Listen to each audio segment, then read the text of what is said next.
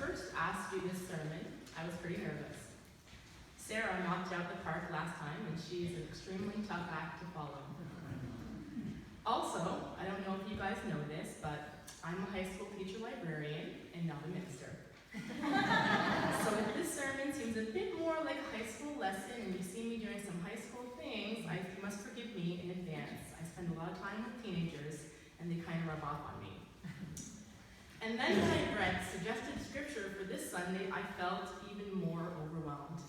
The crucifixion of Jesus. Yay!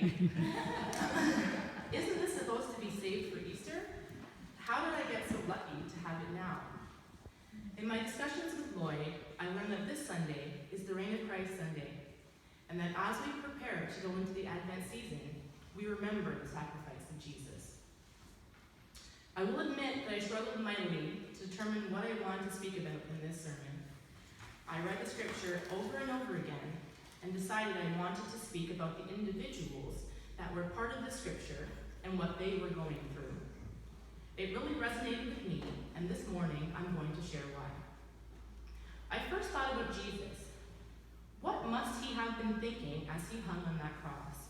Here was a man who was completely innocent of all crimes, yet he was tortured and mocked, bloodied and bruised, left to die in the most painful of ways. Did he think to himself, hey, wait a minute, I healed the sick, I fed the masses, I turned water into wine, and I raised the dead, and this is the thanks I get? Did he think, I'm special, the Son of God, the chosen one? Don't these people know who I am? Doesn't God?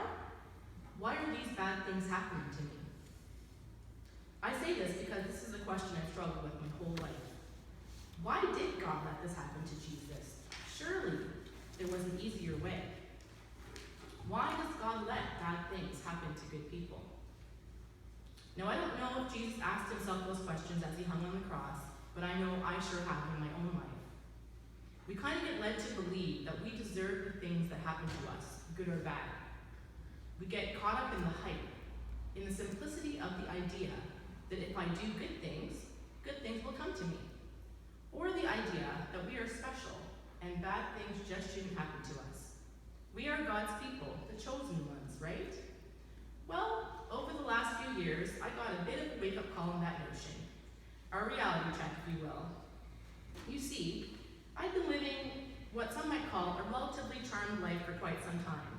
As my colleagues like to call it, living the dream. After I finished high school, I got into the university of my choice, McMaster, and gosh darn it, I was going to make my mark in this world. I played soccer at Mac, and by my 4th year, I was an OUA All-Star, an academic All-Canadian, and I was captain of my team. I graduated in the top 10% of my university, and I got into all teachers' colleges I applied to. The day I graduated from teachers' college, I was offered a job, which I accepted. And thanks to help from my parents, I had no debt, and I bought a car, I bought a condo, and I started my career. Anyone who knows me knows how much I love my job, and I spend countless hours trying to help kids. I became the department head at my school after only 3 years of being a teacher. I met a great guy. Things were really going my way. And why shouldn't they? I worked hard. I earned this. I deserved this. I was special. Cue the eye roll now. Let's see where this is going. Well, I decided to take my magical teaching powers to a different school and try something new. I'd been at my old school for almost 10 years, and I was ready for a new adventure. Or so I thought. Book nerd that I am, I'm going to use a book reference here. And like Lemony Snicket's, my life became a series of unfortunate events. Have you ever heard the expression, when it rains, it pours? Well, it was like a tsunami had unleashed itself on my life. Here's the condensed version of what happened. Opening a new school brought challenges I did not expect. I was in a new team with new people and new personalities. I was the head of my department, and though my immediate team was awesome, I was trying to get to know the rest of the staff. Unfortunately, I ran into a conflict with my principal and found myself being bullied at work, not only by my principal, but by other colleagues as well. I was a teacher in high school. I was not in high school. This was not supposed to be happening. One colleague even accused me of trying to wreck everything we were building at this new school. Me, who spends countless hours trying to help kids. I was very hurt. In my grade 10 boys phys ed class, which I taught boys that very first year, 18 of my 26 students were behavioral identified. Now, if you're not sure what that means, if we could get out of the gym every day without some major disaster happening, that was a win in the win column. After my first year there, I was in a hit-and-run car accident and I injured my back. I got an ulcer, and my migraines were getting so frequent and so bad that I ended up at the hospital twice to break the pain cycle. My relationship ended unexpectedly. But every day I had to put on the happy face for my students to go to work, and I would come home at night and burst into tears. Why was this happening? I was working so hard and I couldn't catch a break. Things were gonna get better soon, right? Actually, no. No, they didn't. I wasn't in love with the house I purchased in Brampton, so I decided that a move and a fresh start would help improve my life. So I put together enough money for a down payment on a lovely new home in St.Aubyn. Now, I like to think of myself as the Gail Vaz Oxley of money management, and this was going to be a great investment. That's why I joined the finance committee here at Mayfield. Money management's kind of my thing. I had a buyer for my current house, so what could go wrong? Pretty much everything. The day I was going to walk through on my new place, I was so excited. So picture it, getting out of the car, I'm about to go up to the door, the house is ready to go. I'm getting out of the car and I get a call from my lawyer. Literally, I'm going to put my hand on the door and the phone rings. Jonelle, he says to me, there's no money. What? The buyer for your home has been arrested and cannot secure enough funds to close the deal. Excuse me? Is this a joke? At this point, I'm waiting for Ashton Kutcher to jump out and tell me that I'm being pranked. He didn't, and it was so not funny. And my lawyer was serious, and I was in a serious mess. I had to use every penny I had saved up to now carry 2 homes by myself. I had never been broke, never. I worked 2 jobs all through university, and here I was struggling to make ends meet. I decided to rent the old house, and that too was a disaster.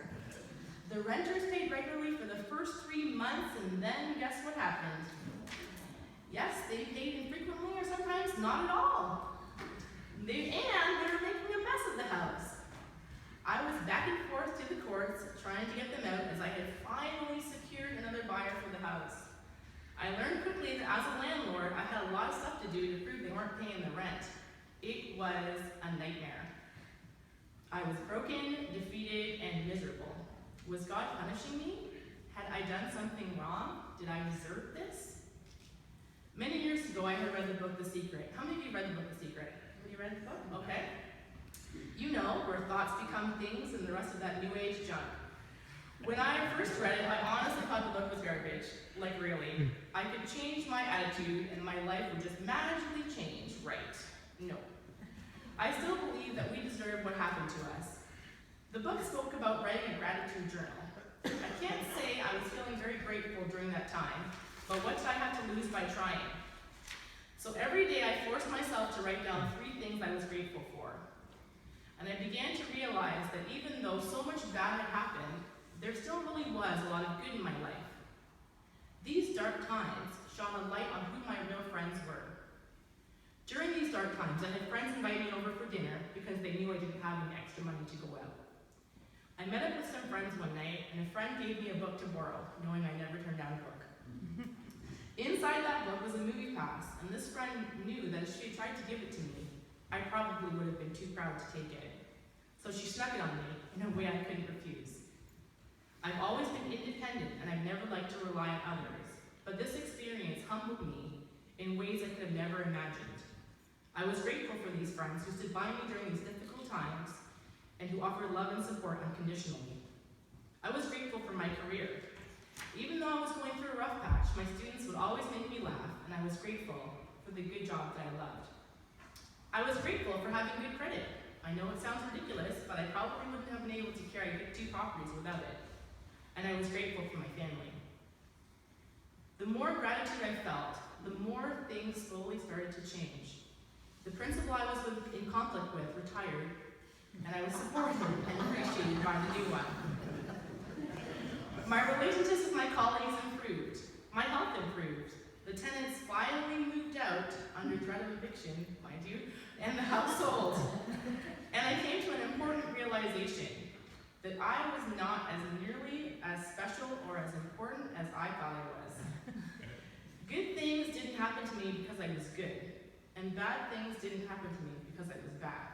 They just happened. If a bad thing could happen to Jesus, why on earth did I think I would be immune from bad things happening to me? It's what we take and learn from those bad things that make the difference. Jesus knew that through this bad thing happening to him, tremendous good would come. We would achieve forgiveness, redemption, and salvation, and a promise of being with God eternally. Without this bad thing happening, this good would not have come. I'm pretty sure that as he was suffering on the cross, Jesus probably wasn't feeling particularly grateful, but he did maintain his composure, his caring, and his compassion. I am now grateful for these difficult times. I can honestly say that they have changed me for the better. I am far more grateful than I've ever been in my whole life. I have a greater sense of appreciation for the little things in life. I'm a better teacher, a better friend, and a better person because of it. The other members in this part of the scripture were the criminals that hung on their crosses with Jesus. It must have added insult to injury for Jesus to be innocent and be hung with criminals. But they are an important part of the scripture. The one criminal mocked Jesus and was basically saying to him, if you're so great, save yourself and save me too. But he was rebuked by the other criminal who had maintained his faith in Jesus. And Jesus promised him that he would be in paradise because of his faith. It's so easy to get angry at God and lose our faith, to become hardened by the trials and tribulations that this life puts us through. It's easy to feel frustration as to why God isn't saving me or saving the people we care about. My brother's best friend growing up were twins, Greg and Matt. They were together a lot, and although I was only 1 year older, I felt like a very important big sister to 3 brothers. When we were teenagers, Greg had an accident on his bicycle and he hit a car door and fell off his bike. He was 18 at the time. His back kept hurting him, and he thought it was from the accident, but as it turned out, he had cancer in his spinal column. Very difficult to treat. So they ran the chemo through his brain, and he temporarily lost the use of one side of his body. He fought hard to relearn how to do things and tried to resume a normal life once the cancer went into remission, only to develop leukemia a few years later. No problem, he has a twin. Matt was a match, and Greg's cancer was treated. Life went on. He met a girl, got engaged, and things were back on track, until he started having headaches. They were really bad, and one night he was admitted to hospital and was kept because he had a seizure. The cancer had spread to his brain, and there was nothing more that they could do. His parents opted to keep him under to prevent him from suffering. My brother and I visited that hospital every night until one day I got a call from my brother who asked me not to come. Greg had passed that afternoon. He was 24. My faith was shattered for a while. If God was going to save anyone, it should have been him. A kinder and gentler soul you would know. A few years later, I sat at home on the anniversary of Greg's passing, feeling sorry for myself, and the doorbell rang. I don't normally answer the door unless I know someone's coming over, but something made me answer it that night. It was a World Vision rep asking me to sponsor a child. I thought about sponsoring a child before, but never got around to doing it. Here was my chance. What better way to honor Greg's memory than to help someone else? I felt like God was speaking to me, urging me not to let this tragic event destroy our relationship.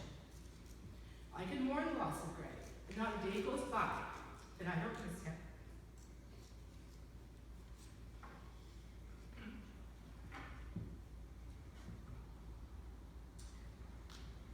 I try to honor and celebrate his life in the things that I do. I'm grateful for having known him, and his influence on my life has been great. I was able to renew my faith and remember that I am not alone. These criminals remind me of the devil and the angel on your shoulder. You know, in difficult times, the devil speaks and says, "See, where is your God now?